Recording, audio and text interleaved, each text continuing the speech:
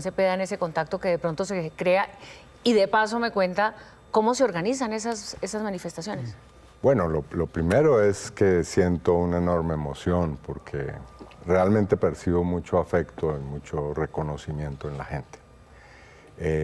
Y creo que eso, pues, digamos, independientemente de lo que a mí me corresponde, creo que es un reconocimiento al propio gobierno y a lo que ha hecho en estos años por la gente, sobre todo por la gente que ha tenido las condiciones más difíciles en el país y en muchas regiones rurales y en la periferia de las grandes ciudades. ¿Cómo se organizan con la gente? La gente hace los esfuerzos, nosotros no financiamos en ninguna clase de movilizaciones, nuestra campaña es una campaña, lo he dicho desde el comienzo, austera y he cumplido con ese presupuesto y entonces eso hace que haya una fuerza que se despliega en los territorios que también nosotros creemos se va a expresar en las urnas, primero el 8 de marzo y después el 31 de mayo. Ya vamos a hablar de todos estos temas de política, de su programa, de su campaña, pero le quería hacer una pregunta, lo hablábamos con María Alejandra ayer. A mí personalmente me ha llamado la atención que usted lee los discursos. Sí, eso es una decisión. Eso no es común, ¿por qué? Por varias razones. Primero, pública, porque nosotros queremos que nuestro programa quede claramente establecido. Entonces, son 50 actos, son 50 discursos, son 50 elaboraciones que se pueden encontrar fácilmente para que no se diga que estamos haciendo retórica, demagogia, que esto son cosas que uno promete en el calor de una manifestación con las emociones. No. Aquí hay un planteamiento serio y es un planteamiento que está condensado en ya, no sé, tal vez 200 páginas que están allí disponibles para que se puedan examinar. Cada una de esas intervenciones públicas trae propuestas sobre temas concretos y han sido desplegados con una lógica, así que ahí está el programa. Ahora bien, yo también puedo hacer, lo he hecho durante mis años en el Congreso, intervenciones orales. En el Congreso siempre se interviene sin texto escrito, así que no es un asunto de una limitación en esa materia, sino porque quiero apelar a la rigurosidad y la claridad del planteamiento. Bueno, las campañas suelen decirse o resumirse en continuidad o cambio. En este caso, usted es el candidato de la continuidad de este proyecto progresista que ha estado en el gobierno de Gustavo Petro. En términos generales, esa continuidad, ¿a usted en qué le está dando fuerza y en qué le está restando? Porque, por supuesto, hay claros y oscuros del balance de este gobierno. Pues unos matices a ese planteamiento. Yo creo que hay que continuar lo que es lo más importante, lo mejor que ha dejado el gobierno. En algunos puntos habrá cambios y habrá cambios, yo diría, también profundos y serios. Y en lo que tiene que ver con la continuidad, habrá profundización de la propuesta esencial de este gobierno, que a mi juicio es la política social. Y yo creo que eso es profundamente benéfico para el país. ¿Por qué? Porque este gobierno ha mostrado que el problema social en Colombia, y cuando digo el problema social me refiero a la pobreza y a la desigualdad social, no son cargas, no son simplemente una inversión forzada de un gobierno y del Estado, no, es una inversión para el desarrollo. Digamos, lo nuevo del gobierno Petro y del planteamiento que hemos hecho es que invertir en lo social es invertir en el crecimiento económico y en el desarrollo del país. Y ese planteamiento ha mostrado frutos y por eso lo vamos no solo a continuar, sino a radicalizar. Esa palabra ha sido objeto de discusiones. Sí, vamos a hacer una política social que cada vez transforme más y pueda erradicar la pobreza y también superar la desigualdad social. ¿En qué políticas, por ejemplo? Exactamente, te iba a preguntar. ¿En qué políticas específicas para hablar de esa palabra que usted dice puede asustar, hablar de radicalizar y la profundización de esas reformas sociales? ¿En qué en concreto? Yo creo que ya hay unas reformas que están en curso. La reforma agraria, por ejemplo, ha sido muy importante en este gobierno. Yo creo que este es el primer gobierno que tiene realmente una política seria, con resultados visibles de reforma agraria. Y ahora el reto no es solamente entregar tierras, titularlas como está establecido en el Acuerdo de Paz de 2016, sino también pasar a que la economía campesina se convierta en un motor de la economía nacional. Para eso es necesario seguir avanzando en el crecimiento agropecuario del país, que ha sido uno de los éxitos de este gobierno. Este gobierno tiene mucho que mostrar en materia de desarrollo de la economía agropecuaria. Así que allí habrá un vector de desarrollo social muy importante. Vamos a seguir avanzando en la reforma laboral, en la reforma pensional, por supuesto. Hay que avanzar en la reforma a la salud. Es necesario profundizar la reforma en materia de educación. Y lo más importante también en este aspecto es el desarrollo de los territorios. No hemos podido en unas cuantas zonas del país generar un proceso de transformación territorial. Yo creo que esa es la razón, no solamente del atraso de muchos territorios, sino también el problema de la violencia. Creo que ese es en Cauca, en Catatumbo, en sur de Bolívar, para mencionar 3 sitios, ese es el problema esencial. Doctor Iván, usted dice, volviendo con la inquietud de María Alejandra, de que algunos se pueden asustar con la palabra radicalizar esas reformas sociales que el país requiere y reclama y necesita. Esa radicalización de la que usted habla, esa profundización de esas reformas, ¿qué tanto tocan el actual modelo económico que tiene el país? Y se lo pregunto porque es la misma inquietud que a usted le han planteado, entiendo, usted me corregirá, gremios económicos, voceros empresariales, sí, con los que usted se ha reunido muy intenso y le han dicho, oiga, ¿qué va a cambiar usted del modelo? ¿Eso qué va a transformar o en qué va a radicalizar o en qué puede cambiar el modelo económico del país? Yo creo que es muy importante que en esto haya total claridad. Nosotros seguimos la línea que ha planteado en esto durante los años de gobierno tanto el presidente Petro como el Pacto Histórico. Nosotros no estamos por acabar con el capitalismo en este estadio del desarrollo nacional. Creemos que hay que hacer un capitalismo productivo. Y eso significa que haya una redistribución efectivamente de la riqueza, pero que esa redistribución sirva a la prosperidad de la sociedad. Es decir, nosotros creemos que es necesario superar la idea de que acabar con la pobreza es casi que equivalente a hacerle un daño a la riqueza que hay en ciertos sectores de la sociedad. No, yo creo que se puede conciliar la prosperidad de todos los sectores. Y para eso hay todos los recursos, toda la potencialidad de un país como Colombia. Colombia no es un país que tenga problemas como otros en materia de una riqueza natural, de una biodiversidad, de una geografía, de unas capacidades humanas también que le permitan convertirse en lo que hemos querido nosotros, una potencia mundial agroalimentaria. Ese es el planteamiento. Y ese planteamiento en estos años ha mostrado ser un planteamiento correcto. No porque sea una discusión ideológica, sino porque hay cifras que lo muestran de una manera bastante concluyente. Pero la tensión que se ha generado entre el gobierno actual y el sector privado dice otra cosa, doctor Iván. Y se lo digo porque el presidente ha decidido dividir al país en buenos y malos, en ricos y pobres, y en que hay que quitarles a los ricos para darles a los pobres. ¿Usted va a continuar con ese planteamiento? No, yo no creo que ese sea el planteamiento que ha hecho el presidente, y la demostración más palmaria de esa afirmación es que las empresas, las grandes empresas del país, han tenido ganancias muy importantes. Eso es otra cosa, pero que lo ha dicho, lo ha dicho. O sea que la política no ha sido acabar con la empresa privada. Ha habido una discusión muy intensa, ha habido intentos de un acuerdo nacional, ha habido incluso pactos que han tenido éxito. Yo le menciono uno de ellos porque tuve que ver con él. La venta de tierras por parte de Fedegan al Estado colombiano para ser entregadas al campesinado. O sea que sí ha habido posibilidades de un diálogo. En otros campos no. Bueno, entonces ahí hay un reto.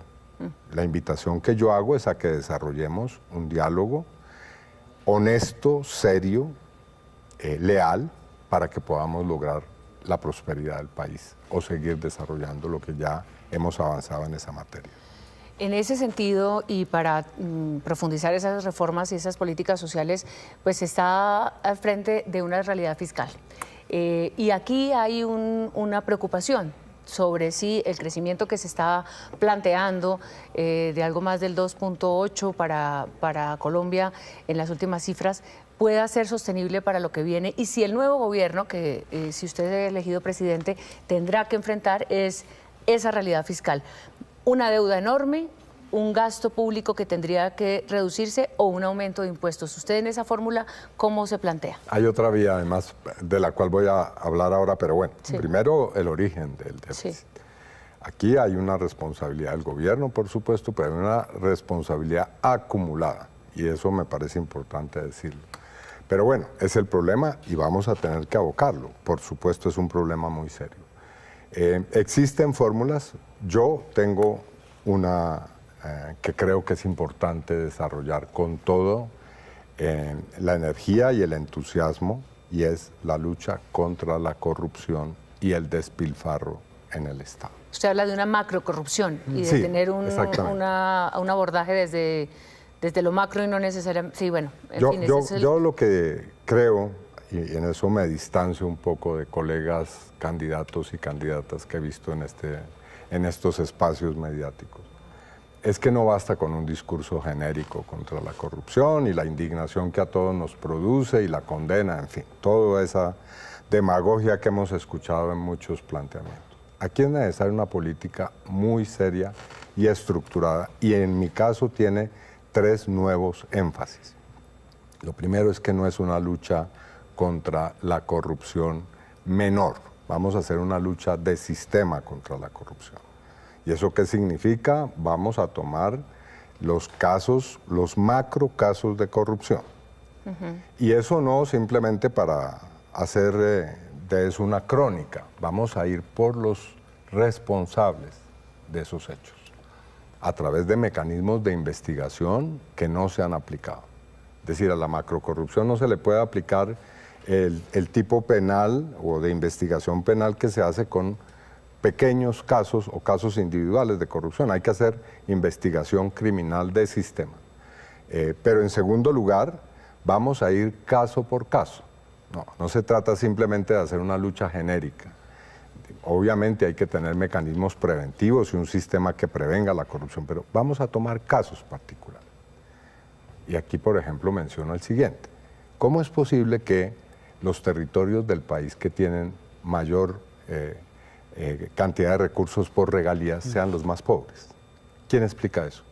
Hace unos días estuve hablando con alguien que me decía, si aquí los recursos de las regalías se hubieran invertido, las calles estarían adoquinadas con lingotes de 18 quilates de oro. Y es un pueblo que no tiene agua potable, o una población que no tiene agua potable. ¿Dónde era eso? Servicios, no ¿En La tiene Guajira? vías. ¿Dónde quedaba eso? Es Cesar, en este caso. Entonces, ¿cómo es posible que se hayan robado de esa forma, o por lo menos en una gran proporción desviado los recursos de las regalías? En el 90 teníamos como ejemplo Arauca, que eran los grandes... La piscina de olas. ¿Se acuerdan? Los grandes elefantes blancos de obras que quedaban allí. Entonces vamos caso por caso. Y el tercero es que no va a ser una lucha solitaria del gobierno. Yo voy a invitar a la ciudadanía a que hagamos, digamos, un frente común contra la corrupción. Este es un tema que pasa en una la ciudadanía. Rebelión de la ciudadanía. Pero un tema cultural de la ciudadanía, es decir, sí, claro, que no participe tampoco en este caso de las elecciones, pero no lo quiero desviar de su idea, pero tiene que ver mucho, por ejemplo, con la compra de votos, etcétera. O sea, la corrupción pareciera que además de los sistemas que han permitido quedarse y apropiarse con recursos públicos, tienen que ver con la manera en la que los colombianos también hemos aceptado el transcurrir, digamos, de esa corrupción. Eso es lo que nosotros en nuestro programa hemos llamado la postración moral, que debe ser objeto de una revolución ética en el país. Es decir, es un problema de conciencia y de cultura y de educación. Y también pasa por otra cosa. Usted decía, mire, a cosas que ha hecho el actual gobierno, lo anoté aquí, hay que hacer cambios profundos y serios. ¿Eso implica este tema de la corrupción? Se lo pregunto por los escándalos espantosos de la Unidad de Gestión de Riesgo, ministros presos, el FOMAG. Yo en un discurso dije que los Olmedos no serían tolerados. ¿Cómo hace usted para que no entren Olmedos a su gobierno? No, yo no, es decir, no voy a hacer demagogia, No, precisamente porque he dicho que no hay que hacer... plantearle la pregunta al revés. ¿Cómo no? ¿Cómo va a hacer en este plan de macro contra la macrocorrupción?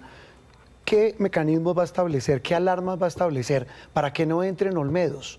Y aquí no le vamos a meter ideología, porque hay gente del proyecto político del presidente Petro que terminó untada hasta las narices. Ha ocurrido y ¿Cómo hacer para evidentemente eso? el presidente lo ha reconocido y ha sido en eso absolutamente claro y drástico.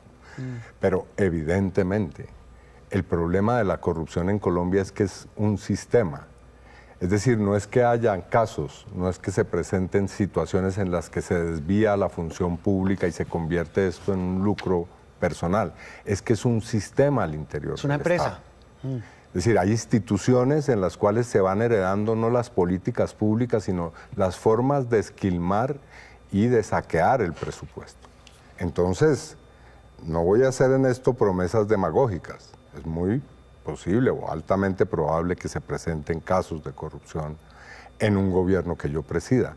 Pero lo que no voy a tolerar es que eso ocurra sin que haya una reacción, una prevención y una acción decidida para que eso sea castigado y reprimido. Ahora, para eso he pensado, y ahí está el planteamiento en un sistema que va a funcionar o debe funcionar para combatir la macrocorrupción, que tiene niveles de prevención, tienen niveles de actuación y tienen niveles de castigo y sanción. Tiene que contar usted con la justicia para esto. Claro. Sí. Y de hecho la justicia tendría que participar también de... La fiscalía en primer lugar. De ese, exacto, de ese sistema. Y tiene que tener cambios también, Sí. porque hemos visto también que muchas Sí. partes, muchos procesos también, en su impunidad, entre comillas, y en el aplazamiento de las decisiones, hacen parte de la misma María corrupción. Alejandra, ¿qué tal, y doctor Iván? ¿Qué tal este señor Matos, el que sale caminando semejante escándalo de corrupción y ofreció un preacuerdo con la Pues, fiscalía? Era una moto y una camioneta. Y Y lo peor es que la pareció... fiscalía le parecía buenísimo. Pero aquí el problema primero es cómo se investiga esto. Es decir, esto no puede seguir siendo investigado caso por caso. Aquí hay que desarrollar lo que se llama la investigación de sistema. Es decir, hay que crear o desarrollar, cuando ya hay en la Fiscalía unidades para esto, una forma de investigar y reprimir esos delitos que corresponda a su naturaleza. ¿Y hay normatividad suficiente para esto? Y se lo pregunto porque usted también habla, y voy a enlazar las dos cosas, de una Asamblea Nacional Constituyente. Y a veces cuando se plantea esa idea, inicialmente los defensores de la Constitución del 91 y el plano político que se está discutiendo de este tema es no. Cepeda viene una constituyente para cambiarlo todo. No. En este tema de la normatividad y, digamos, del cuerpo de leyes de Colombia, para, por ejemplo, lograr esos cambios de sistema, ¿son con lo que tenemos No, o yo para creo qué que sería es la constituyente? perfectamente posible hacer esos cambios sin necesidad de grandes cambios normativos. Ahora, otra cosa es que en Colombia se requiere una reforma a la justicia, pero no depende una cosa de otra. Yo creo que existen instrumentos suficientes para hacer una lucha contra la corrupción mucho más profunda y clara con lo que ya hay.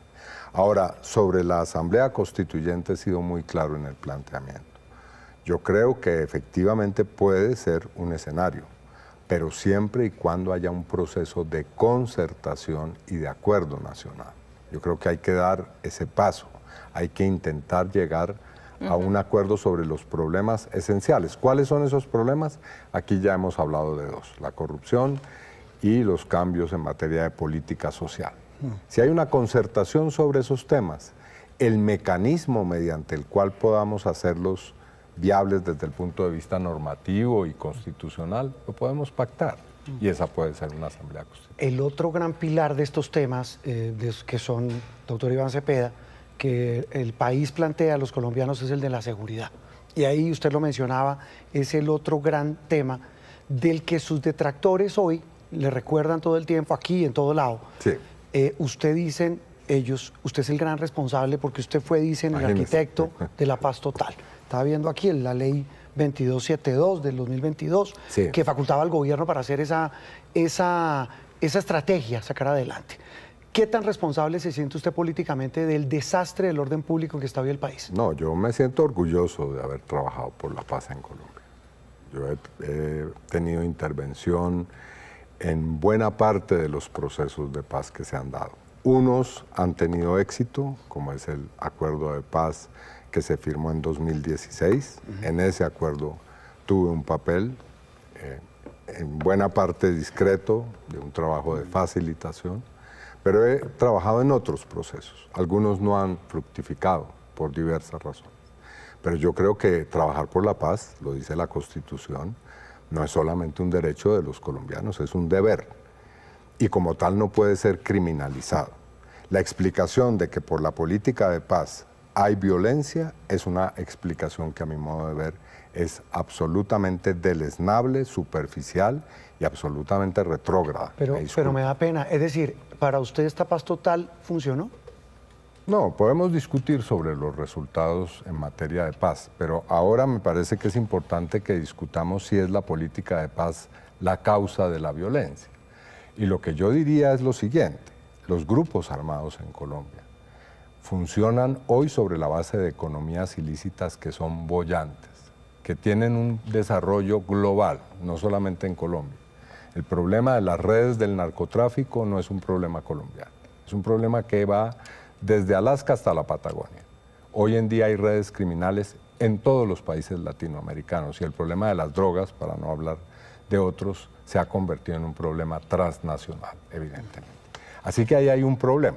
No digo que en Colombia nos debamos simplemente justificar con que el problema es transnacional. No, ahí hay un problema que debemos abocar. Sí. Pero también está el problema de la minería ilegal del oro, que es tan grave o más grave que el problema del narcotráfico. Entonces, es allí donde está el problema, no en la política de paz.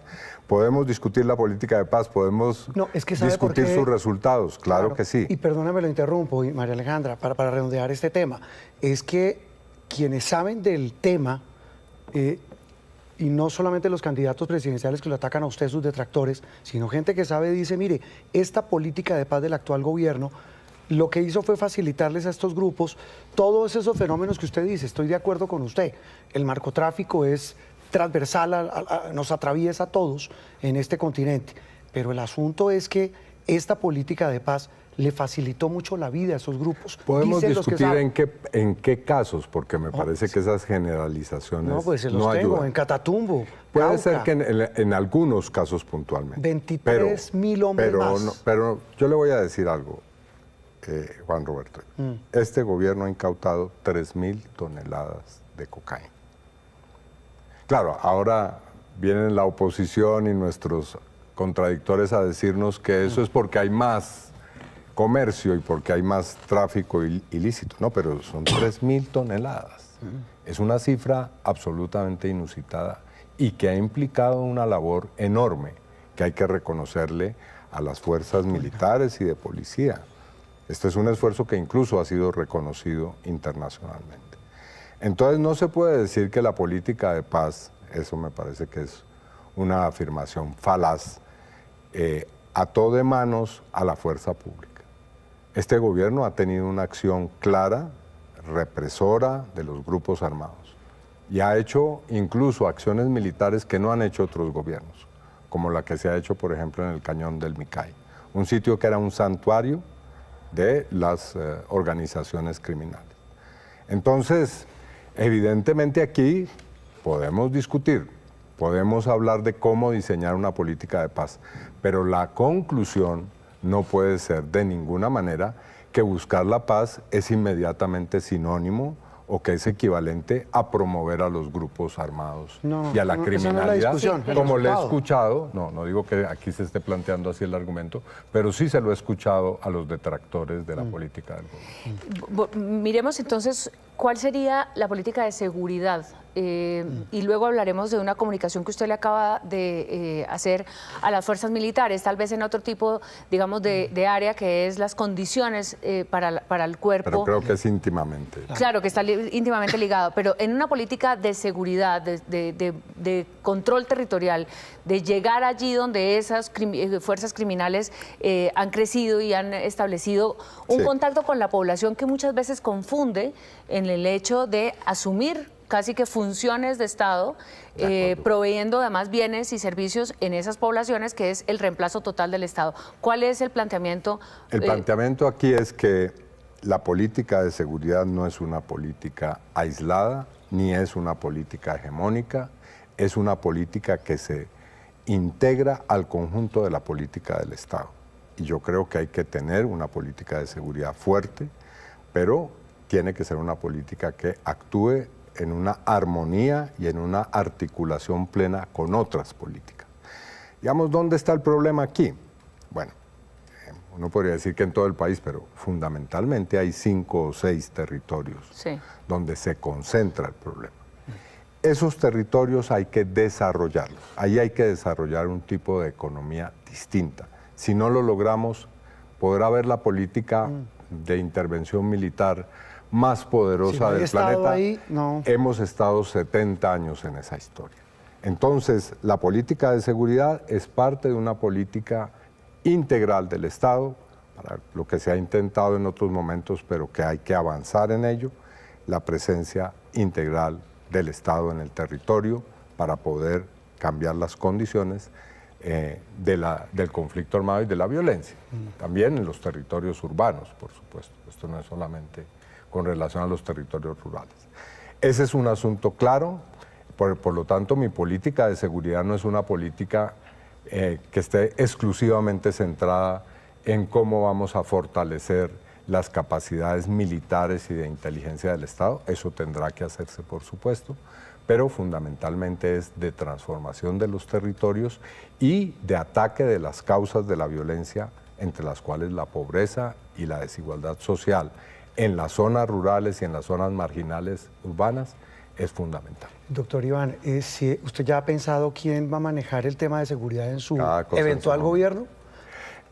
No puedo dar nombres, pero sí ¿Perfiles? Será alguien que tenga pues tanto la experiencia como la capacidad, como el experticio necesario para poder desarrollar una tarea de tal responsabilidad. Ahora, tiene que ser una persona también con la cual, digamos, compartamos una visión de la seguridad.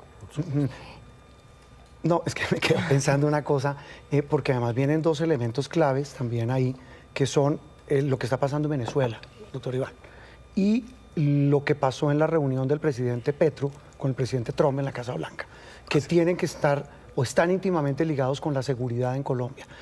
Usted en un eventual gobierno suyo, ¿cómo recoge eso que hereda de esta fase final del gobierno Petro? Yo creo que una de las zonas precisamente que hay que prestarle atención en su transformación son las zonas fronterizas, tanto la de Venezuela como la de Ecuador, porque allí hay una concentración precisamente de factores que han estimulado la violencia, de lado y lado de la frontera. Bueno, en Venezuela está el ELN y otros grupos armados, y aquí en Colombia tenemos al Tren de Aragua. Eso implica una política que debe tener un componente, por supuesto, de cooperación y de trabajo conjunto de las fuerzas militares y de policía y de inteligencia de ambos países. Pero también implica una política de transformación del territorio, e implica una cooperación económica, e implica además lo que ha hecho de manera acertada este gobierno, estimular el comercio, el intercambio entre los países. La política de cerrar fronteras bajo el gobierno anterior, el gobierno Duque, fue un fracaso. No solamente no terminó cumpliendo un propósito que había anunciado ese gobierno, que era debilitar o intentar debilitar el gobierno venezolano, sino que además arruinó a los comerciantes en la frontera. Así que hay que desarrollar una política diplomática, comercial, de intercambio, y que también tiene un carácter de cooperación militar que permita que la zona de frontera se desarrolle y pueda resolver el problema que tiene hoy. el asunto energético ha sido protagonista en este gobierno. Desde el comienzo, el presidente Petro no solamente habló de la transición energética, sino que además puso el tema del cambio climático y del asunto ambiental en el centro de ese debate. ¿Cuál es su mirada frente a los retos que hoy hay? Un sindicato como la USO diciendo hay que seguir explotando y explorando, y bueno, y ya hablaremos de política, ya que menciono la USO, pero por ahora hablemos del tema. El tiempo muerde, ¿no? Pero por ahora hablemos si es la USO, bueno, sí. pero ya entramos ahí, pero rápidamente el tema energético, que también es muy importante alrededor de los recursos naturales de Colombia y su explotación y su política, digamos, de recursos que pueden venir de ahí. La política de nuestro gobierno tendrá el énfasis de la protección de la riqueza natural, de la biodiversidad, de la Amazonía, de nuestro país. Es un deber, no solamente con nuestro país y nuestra población, sino con el mundo. Nosotros somos guardianes de una riqueza que es planetaria. Ahora bien, esa política debe ser compatible con el desarrollo, no solamente de la transición energética, sino también de la explotación de ciertos recursos, con unos ciertos parámetros, con unos ciertos controles, con unas licencias ambientales que permitan realmente que no se le cause un daño irreparable al país. Pero no se cierra no usted habrá fracking, a nuevos... eso sí lo digo claramente. No va a haber fracking, no eso le iba a preguntar. No, fracking no. Está demostrado el daño que le hace el fracking a la naturaleza, a los territorios, al subsuelo, a la riqueza hídrica, así que no. Pero yo tuve ya una conversación con el gremio de la explotación del petróleo y del gas y ha abierto ese diálogo, pues la posibilidad de un intercambio que nos permita, pues, examinar fórmulas. Antes de entrar a política, es que tanto tema, usted habla de cambios profundos de lo que ha pasado en este gobierno y de su programa, porque es lo importante, el tema de la salud, que es el otro gran tema, sí. El otro gran lunar, ¿cómo fue que dijo María Alejandra? La otra gran sombra. Usted dirá, puede tener matices, pero lo que está pasando con el sistema de salud, pues ya todo lo hemos visto. ¿Qué cambio una profundo? desgracia anunciada. ¿Qué va a hacer? ¿Qué tiene planteado usted en su propuesta? Nosotros hemos hecho un planteamiento de reforma a la salud. Nosotros creemos que el sistema debe cambiar, el sistema en cuanto a cómo se administran los recursos financieros de la salud. Es necesario crear un sistema que hemos dicho es mixto, en el cual las empresas prestadoras de salud que aún quedan tengan una participación, pero el control está en cabeza efectivamente de un sistema que permita que no se repita la historia. Pero ¿cómo hacen un control con esto, con este desastre de intervención del Estado? Sí, hay que hacer un tránsito, evidentemente, hay que generar un plan de choque, en eso estoy de acuerdo, pero hay que examinar lo que ha ocurrido. Y lo que ha ocurrido, para no decirlo de manera eufemística, es uno de los mayores robos que ha habido en Colombia. El presidente Petro dijo es que los que intervinieron vinieron a hacer business. No, pero absolutamente. Es decir, es el caso de corrupción o uno de los casos de corrupción mayor en Colombia. Claro, es decir, el saqueo de billones de pesos. Es más, yo diría que ese caso merecería una comisión de la verdad. Es decir, si queremos examinar el asunto a fondo, deberíamos crear una comisión que esclarezca cómo fueron esquilmados, objeto de un saqueo absoluto, los dineros de la salud en Colombia. Pero bueno, digamos que ese puede ser un camino que hay que examinar para entender bien de qué estamos hablando. Pero ahora, los millones de pacientes que esperan soluciones no pueden esperar a una comisión de la verdad, sí, por otro supuesto. diagnóstico, No, sí. claro. Esa es una, día por día. Esa es una situación que requiere un tratamiento urgente y evidentemente para eso es necesario un plan de choque. Pero también es necesario la reforma y la reforma requiere una concertación, por lo menos el intento de una concertación que yo espero se pueda dar. ¿El plan de choque arrancaría por los medicamentos, que es lo que hoy Ese es uno de el los dolor temas, más grande? evidentemente, la atención, los medicamentos, digamos, ¿qué hacemos en este momento con parte de la red de las instituciones que prestan la salud que está en una situación supremamente grave? La situación de los trabajadores, lo que se llama pues el recurso humano en salud, en fin. Todos esos asuntos deben ser objeto de un tratamiento inmediato. ¿Qué hace no puede con ser una situación diferida. Doctor Iván, ¿qué hace con la nueva EPS? Bueno, esa es una situación que tenemos que examinar, evidentemente. Ahí hay problemas. A mí me gustaría, sobre la base de un examen muy claro y un diagnóstico preciso, diagnosticar cuáles van a ser las medidas concretas a tomar ahí. Bueno, hablemos de política, de cómo está surgiendo todo este debate interno en el pacto histórico, en sectores del progresismo que están viendo, por un lado, la campaña hacia el 8 de marzo del Frente por la Vida, de esta consulta que se ha creado, pero por el otro lado, pues esa mirada de vámonos solos a la primera vuelta. Y voy a comenzar por el momento del Consejo Nacional Electoral.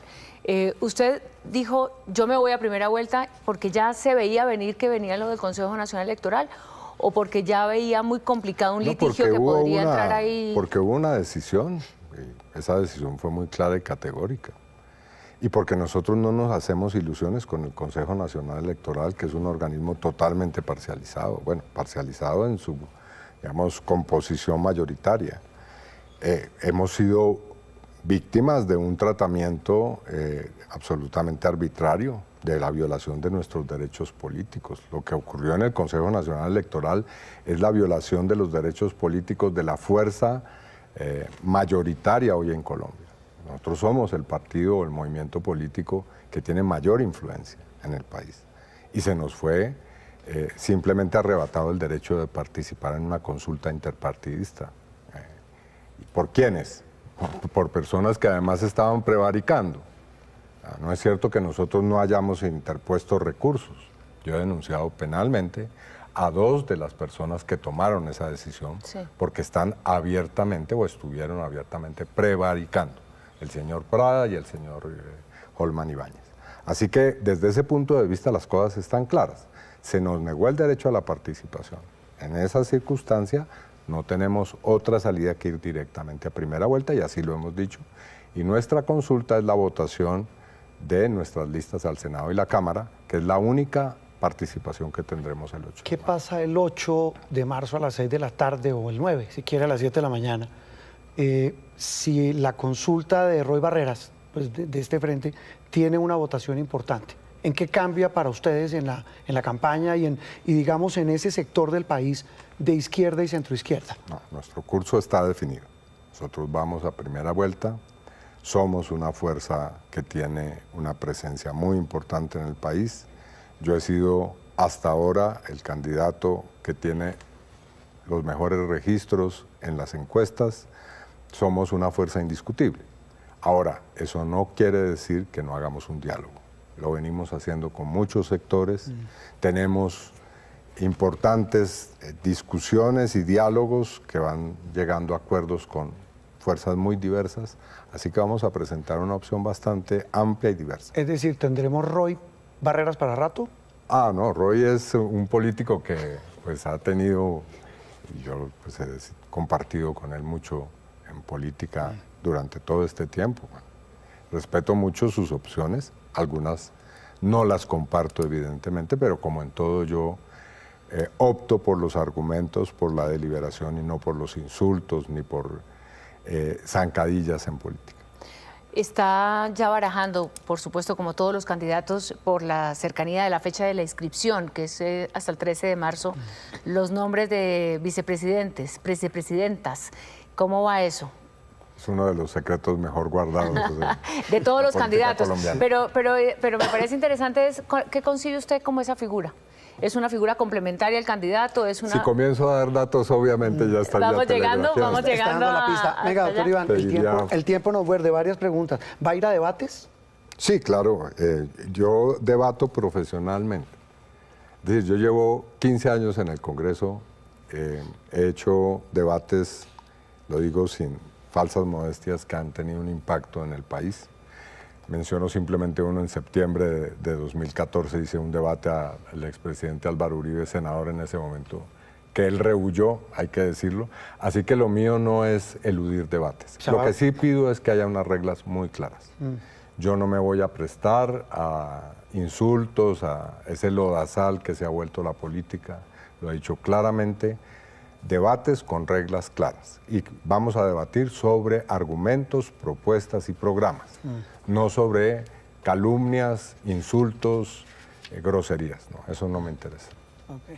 Hay una perspectiva, digamos, de participación. ¿Usted cree que los colombianos hoy están motivados en este proceso electoral? ¿Usted está viendo que porque no quiero meter el concepto de transición, pero sí pareciera que estamos en un momento después de este primer gobierno de izquierda frente a unas primeras elecciones que han traído, por supuesto, este clima? ¿Usted cree que eso va a motivar a la gente a salir a votar o que por el contrario de pronto la gente va a tomar distancia de este proceso electoral? Yo lo que he visto en mis recorridos ya extensos por el país es un clima muy favorable y un entusiasmo de participación social, popular, ciudadana en la política. Y eso me alegra constatarlo, por ejemplo, en la juventud, que a pesar del escepticismo que le ha generado la corrupción, tiene hoy una gran expectativa y esperanza. Parte de lo que somos hoy como pacto histórico es que representamos precisamente eso, una nueva conciencia sobre los derechos, sobre reclamarlos y sobre exigirlos si es necesario con la movilización pacífica, pero utilizando los medios para que los derechos de los ciudadanos se respeten. Entonces, desde esa perspectiva sí creo que va a haber una participación importante en un gobierno suyo, doctor Cepeda, eventualmente se divide el país, se fracciona, quedamos en una profunda polarización, ¿o usted cree que sí habrá disposición para tener puentes y que se tejan todos estos puentes para poder tener un escenario de mayor contrario a la convivencia? Imagen que intentan proyectar, y yo creo que, pues obviamente con el temor que les genera la posibilidad de un triunfo por la fuerza que tenemos, contrario a la imagen de división y de polarización, yo soy una persona que ha buscado siempre la concertación política. Y he tejido relaciones con personas y con sectores políticos que se ha vaticinado. Era impensable que yo me sentara a discutir y a concertar. Así que no tengo ningún problema, yo estaré dispuesto, lo he dicho desde el primer día, no de mi posesión, de mi elección, a tejer esos diálogos como lo he venido haciendo ya. ¿Ese diálogo incluiría al expresidente Álvaro Uribe? Pues en determinadas circunstancias, yo lo he dicho siempre, podemos diagdialogar con él y con el sector que representa. ¿Usted va a respetar? Lo cual no riñe obviamente con nuestros litigios judiciales. Sí, es que ese es el problema, es que aquí usted es contradictor político y contraparte judicial. ¿Confía en el sistema electoral? No, yo más allá de decir y entregar cheques en blanco, lo que digo es, obviamente nosotros acatamos las decisiones, respetamos los procedimientos, pero de ninguna manera compartimos que el sistema electoral no requiera un cambio profundo. Nosotros creemos que el Consejo Nacional Electoral debe ser eliminado y debe ser sustituido por una instancia imparcial que permita realmente generar un juez neutral frente al proceso electoral. Eso no lo es de ninguna manera hoy el Consejo Nacional. Pero este aparato electoral es el que va a arbitrar y va a organizar estas elecciones. Obviamente, y para eso nosotros vamos a crear los controles necesarios. Tenemos ya un dispositivo que nos va a permitir hacer una observación mesa por mesa de nuestros resultados. Testigos. Testigos del partido y que pueden tenemos estar también grupos de abogados que van a participar en el escrutinio. Pero sabe que me deja preocupado, doctor Iván, porque dice que no entrega un cheque en blanco. No, cheque en blanco en términos de decir que nosotros creemos ciegamente y que elogiamos la manera en cómo actúa el sistema electoral hoy. Pero usted está hablando del Consejo Nacional Electoral, pero la regularidad. Hemos sido víctimas de las arbitrariedades.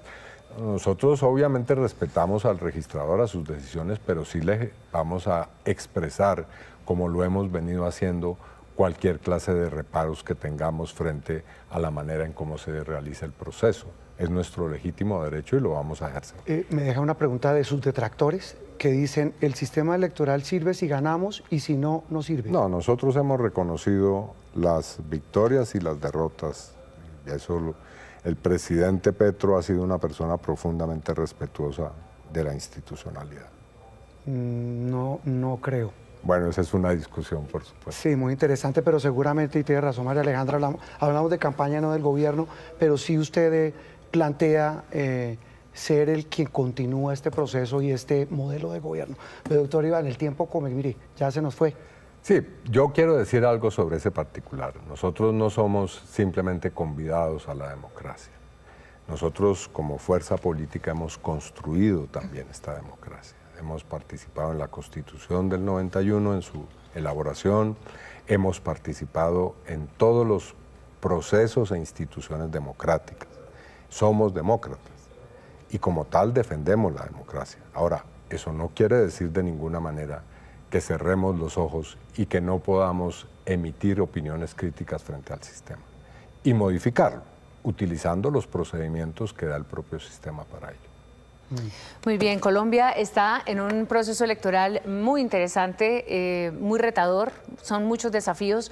Estamos además en un momento en el que las redes sociales, en el que la información vertiginosa que le llega a los ciudadanos, pues nos hace justamente ese trabajo periodístico mucho más riguroso, mucho más exigente, y aquí estamos, pues, Juan Roberto, en un camino de conocer y de escuchar a los candidatos hacia la presidencia en este proceso del 2026. Esa frase final suya es clave, María Alejandra, escucharlos y que la gente escuche sus propuestas, y pues ese es el espíritu de este espacio. Cuando Doctor los diálogos Iván, son respetuosos claro, y productivos como este, son satisfactorios, y agradezco este espacio. doctor Iván Cepeda, gracias por haber venido a Noticias Caracol y lo esperamos en los debates, ¿no? Dijo que venía en los debates.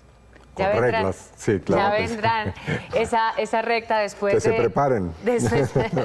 Esa recta larga, que será la recta final, pero que todavía falta para el 31 de mayo, la primera vuelta electoral, y por ahora preparémonos para lo que viene, que es el 8 de marzo, esas elecciones legislativas en las que estamos haciendo mucho énfasis, que es muy importante que los ciudadanos entiendan la importancia de elegir el Poder Legislativo, Congreso y Senado y Cámara, perdón, para el próximo 8 de marzo. Es difícil votar, pero cada vez hay más pedagogía para eso. Eso es importante, la pedagogía, para que la gente entienda de lo que se está jugando la democracia colombiana. 7:52 minutos, nos vemos el lunes, ¿no? Tenemos más entrevistas. Tenemos más entrevistas, sí, señor. 7:52 minutos, sigue la primera emisión de Noticias Caracol.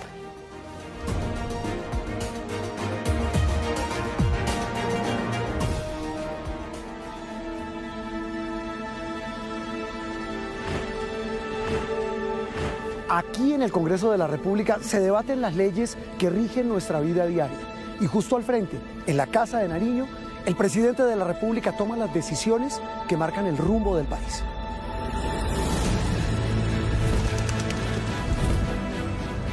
Dos escenarios, un mismo propósito: construir el futuro de nuestra nación. No se trata solo de elegir un nombre, sino de reafirmar un compromiso con Colombia. Es aquí donde la vida real transita.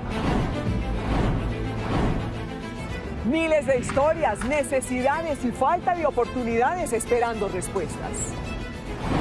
Cada voto representa una historia, cada decisión una expectativa de futuro. Tan cerca de las elecciones, los candidatos podrán ofrecer soluciones y no solo promesas, especialmente cuando se presentan emergencias tan graves como esta. Y en esta carrera electoral nosotros estaremos allí contando la historia de una Colombia que decide, que participa y que mira hacia adelante. Se acerca el día en que el país hablará en las urnas. El país que soñamos lo elegimos juntos.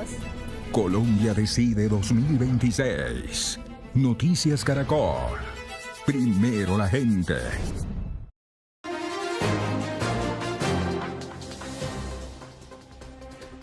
A esta hora es noticia los problemas de movilidad que se originan en la avenida Calle 100 con avenida Suba, sentido occidente-oriente, por cuenta del volcamiento de un vehículo particular. El accidente se presentó sobre las 5:30 de la mañana. A esta hora es complicada la situación.